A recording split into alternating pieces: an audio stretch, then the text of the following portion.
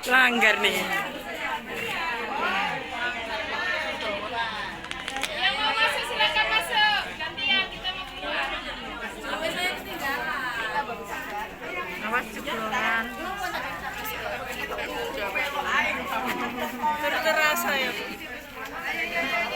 Ayo gantian. Tempat yang tinggi masjidnya. Yuk, yang nomor 2 ini dan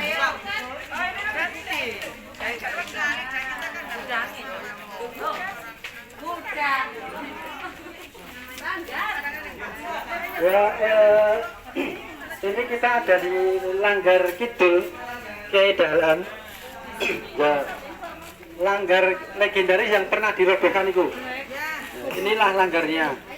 Hanya dulu ketika dirobohkan itu kan masih dari bambu, dari kayu. Kemudian oleh Kiai Soleh, saudara iparnya Kiai Dahlan juga, itu sudah dibangun lagi yang lebih besar. Dibangun lagi seperti ini dengan tembok. Dipakai ya, sepatunya, Bu. Jadi itu.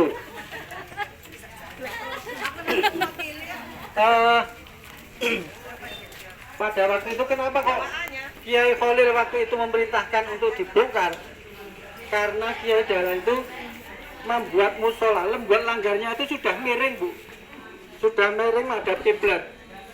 Jadi itu dianggap oleh Kiai Pengulu Khalil dianggap pelanggaran karena negara itu sudah menentukan semua musola, semua tempat ibadah itu ngadep ngulon.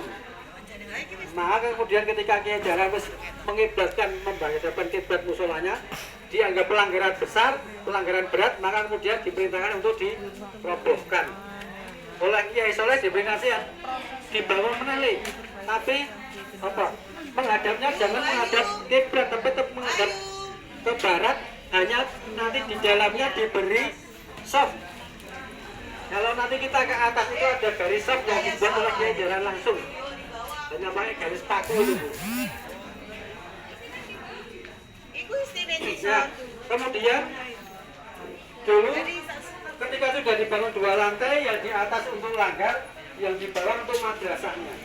Dulu Kiai Dahlan punya sekolah namanya Sekolah Kiai. Sekolah Kiai. Kenapa namanya Sekolah Kiai? Sekolah itu kalau sekarang istilahnya belum terakreditasi, maka tidak boleh buat nama sekolah. Ya, Sekolah Kiai saja.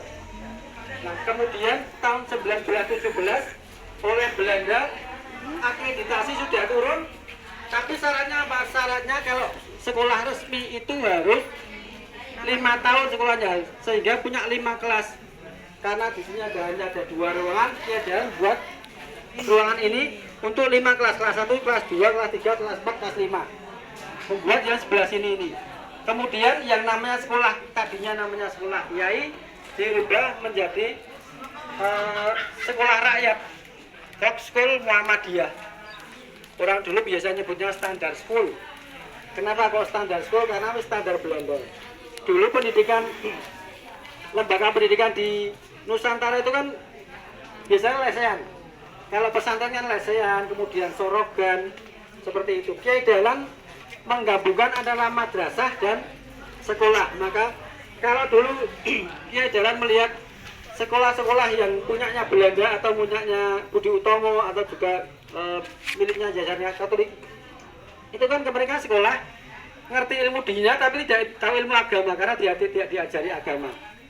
Sedangkan kalau dulu sekolah agama, sekolah miliknya pesantren, pinter agama tapi tidak tahu ilmu dunia.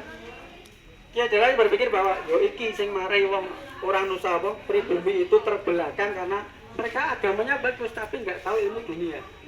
Maka Kiai Dahlan menggabungkan dunia itu berarti harus digabung antara ilmu dunia dan ilmu agama, sehingga membuatlah Kiai Dahlan dengan Muhammadiyah itu, yang dimana dia sekolah tapi juga sekaligus punya pendidikan ilmu agamanya.